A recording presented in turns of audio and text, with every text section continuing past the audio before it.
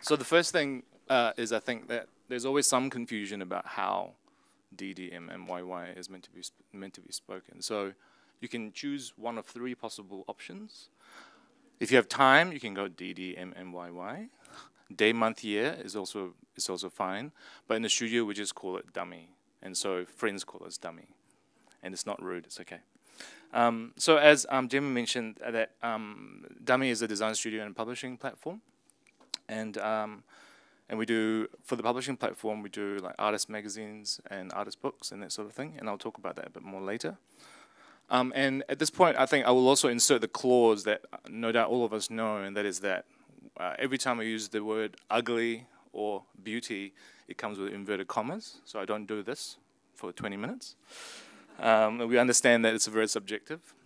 So yeah, that's my little caveat at the beginning. So a little bit about me. I've been a designer for almost 20 years, since graduating in the mid-90s, and where I did my undergrad in graphic design, and then recently I completed a master's in fine art from Elam, where I also taught part-time. And I've been self-employed the whole time for 20 years. So, and the reason for that is because design for me is personal. You know, design for me is meaningful. And I felt like I wanted to be in control of what I choose to do, and also to be in control of what qualifies as success, you know, in terms of my practice. Over the years, I tried different things. You know, I've also freelanced at, you know, small design agencies or small ad agencies, just to find out, you know, how they see the world. And so after 20 years, I think I've decided that what really constitutes success for me and in our practice is the question of whether something is surprising or interesting. You know, I think that there are lots of great designers in New Zealand, and I think lots of beautiful work gets made. So we choose to sort of, in a way, specialize in surprising and interesting things, and sometimes that means making rather ugly things. You know, and ugliness, I think, just or beauty simply become symptoms or outcomes from the process of trying to do something interesting every time and trying to take risks every time.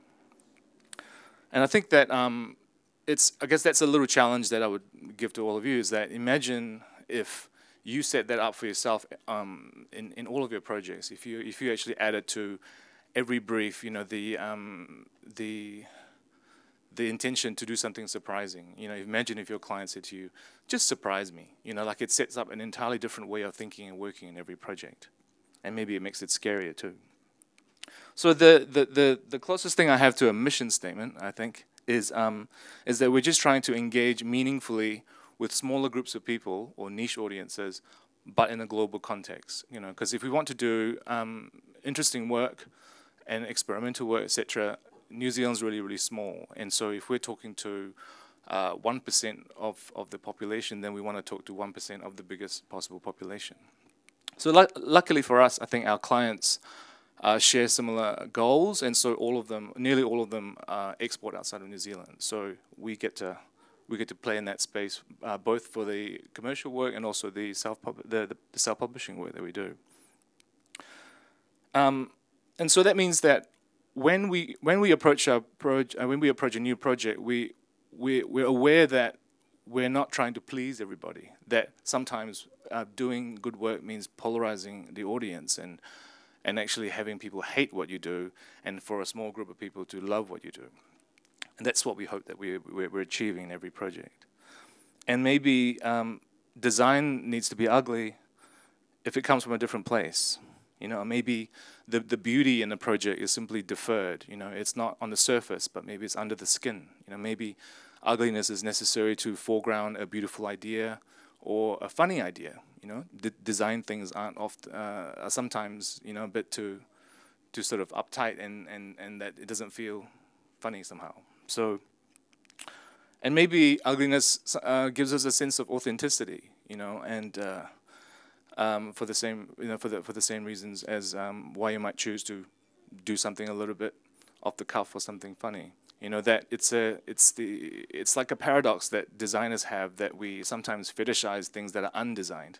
You know, so we might have a collection of found signs or found books and things like that that we think are really beautiful, you know, because we see the beauty in banality or something like that. But the paradox is that because we're designers, that we can never create that ourselves, you know. So it's like an unreachable kind of end or something. I'm just going to turn the page. So I actually have a collection of found ephemera and things that I've collected from my travels, and I'm not showing them today, but there's a blog that we put everything, sort of almost everything up onto, so I'll give you the link to that at the end. So yeah, so what I really wanted to talk about today is that Dummy is about exploring design on a personal scale, and that builds on the authenticity and truth that we find and bring to a project, and in order to make thoughtful, surprising, and memorable work.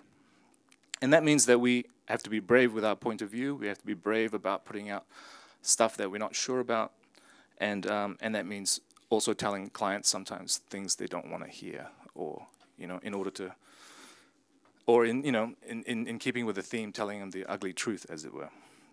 So the first project I'm going to show you that you might be familiar with is a project for Stolen Rum. Now, I think some people know, just through the Best Awards and that, some people know that I work on Stolen Rum, but not many people know that I actually created the brand Stolen Rum, and then I wrote the brand story and sort of did the sort of groundwork for it.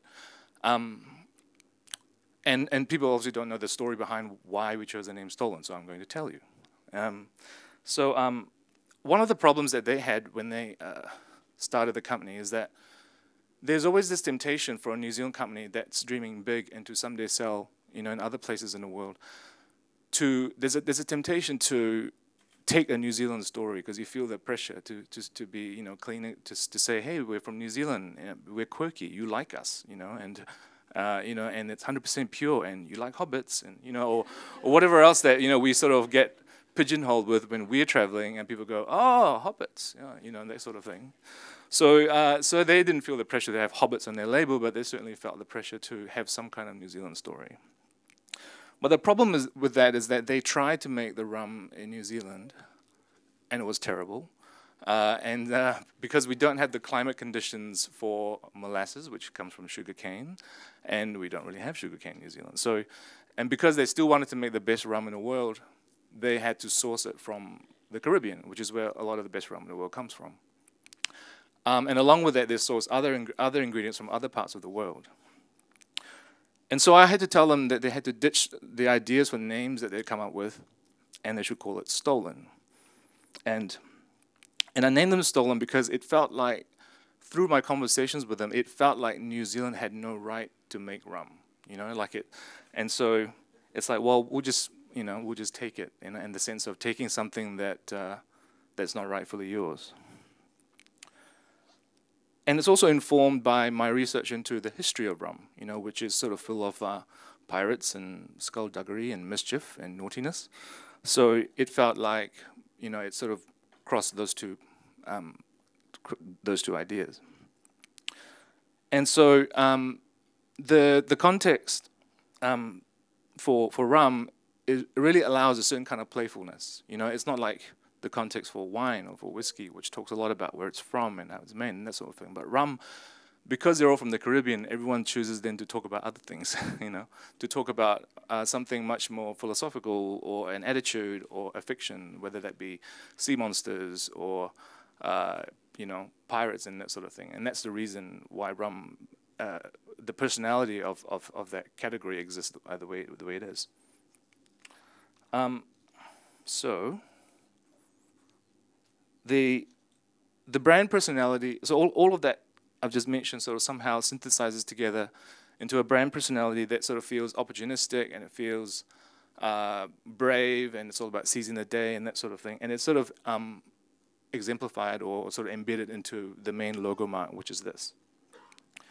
We refer to it as the SX, and it's a little wink nudge to the skull and crossbones part of rum history, but also inspired by my research into thievery symbols, which is apparently, some form of a form of communication amongst thieves, where they would sort of mark, sort of the outside of properties to indicate whether there's good loot there, or whether there's someone with a gun, or dangerous, or dogs, or something like that. So the way it's rendered, in a sort of hand-drawn form, is a nod to that that idea. And the way I think about the SX logo is that it has no ideal form. Like, it just exists like all the letters on a keyboard, or the peace symbol, and yeah, so that it can somehow be personalized and be made more meaningful to a particular context or to a particular group of people. Yes. And then that that sort of hand-drawn vernacular then gets extended into all the packaging as well. So this is actually the recent the recent bottles actually have the full hand-drawn labels. It was actually the original idea, but the client was too scared to go there at the beginning, So we had to kind of get there eventually. And once they worked out that I wasn't full of crap, and that and that what I was proposing to them could actually work, because all those suggestions about calling it stolen, not having a New Zealand story, etc., that completely terrified them. And so I'm really, really grateful for clients that feel scared and yet still choose to walk through the door, and those are my sort of favorite type of clients, that they go, oh man, let's just do it.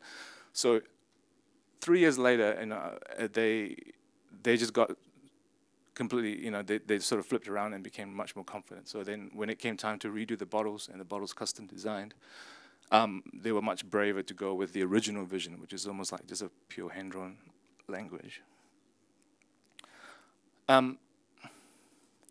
At this point, I'm going to talk about the typeface that I've been using that you can see on the screen. It's a typeface that's inspired by the Kiwi accent.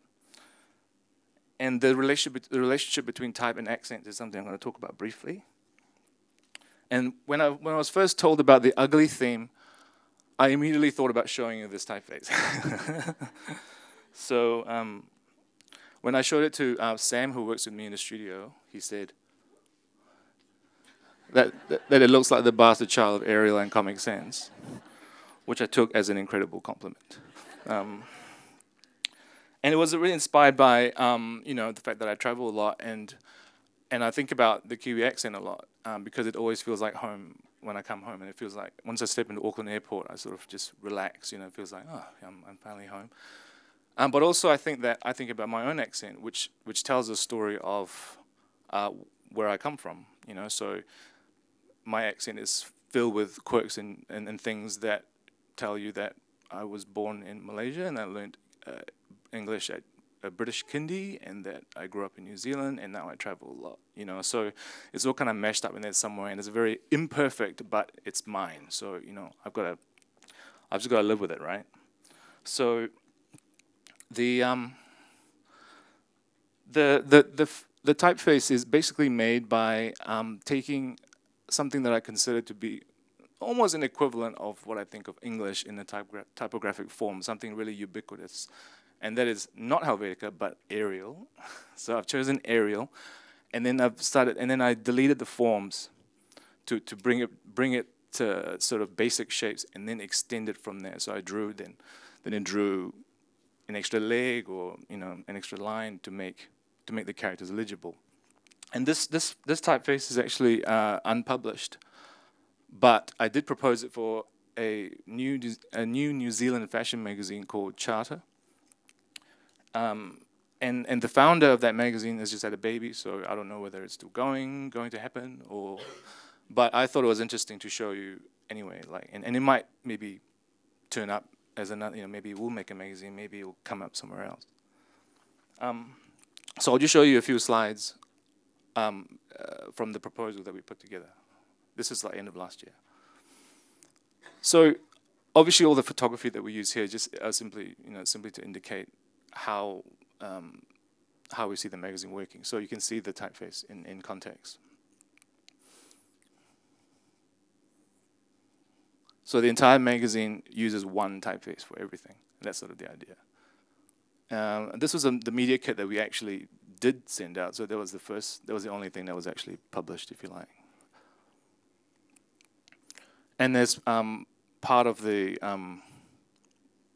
brief, like he's also thinking about how the magazine could also bring other form of collaborations or publishing, like making limited edition box sets. So we haven't actually asked Vivian Sesson, but this is like a fantasy picture. We're like, oh, we'd love to work with Vivian Sesson, so let's make a picture, and maybe it'll happen. Same with, like, they anticipate maybe collaborations with Aesop or something like that for products. And you can kind of make it out, not really, but there's also a shopping bag there that's completely blown out by the slide. And a designer mug. Wow, that's really blown out.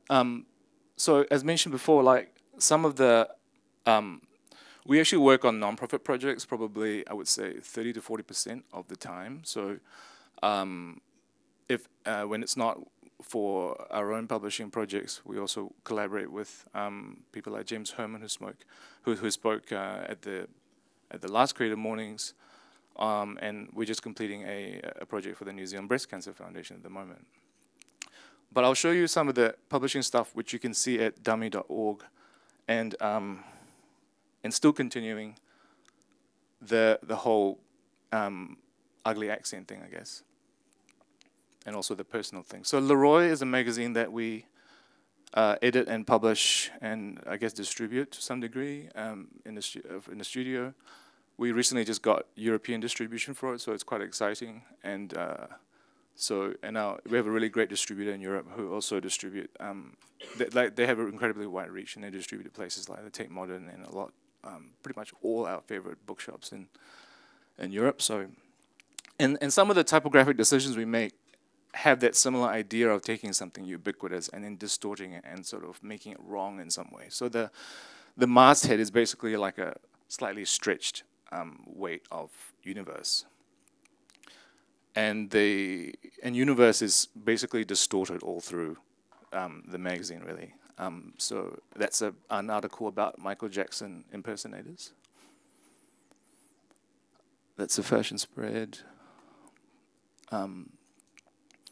An article about grief, and we were lucky to get images from Sam Taylor Wood or Johnson. Sam Taylor Johnson. She used to be Sam Taylor Wood, where she's got pictures of celebrities crying. An article on Kawara. An article about Cavallini. And Bryn, who works in the studio with us, she did this article and shoot, which is about avoiding facial detection. And so that we did a little styling in-house and finding interesting ways to camouflage one's identity. And the project that we're literally sending to print today, as soon as I get back to the office, is a spin-off from Leroy, which is called LR. And the byline that I'm using is stories we tell ourselves. And it's really trying to create a space that's different from Leroy, but still allows for a lot of subjectivity, a lot of personal stories and that sort of thing. So in this, we have things like diaristic entries being published, and personal photographs like the ones by Adrian Mesco, who's a commercial photographer based in New York. He's an Australian guy, and so I'd seen these pictures that he's done, that he's as part of his travels. He travels a lot for his work, and he's got sort of like this amazing backlog of stuff that no one's really ever seen. So I was like, maybe I'll publish some of them, and tells a story of what he's doing when he's not shooting the commercial stuff that's in Harper's Bazaar or whatever. And the way the magazine works is that each contributor section works like a magazine inside the magazine, or a book inside a book type thing.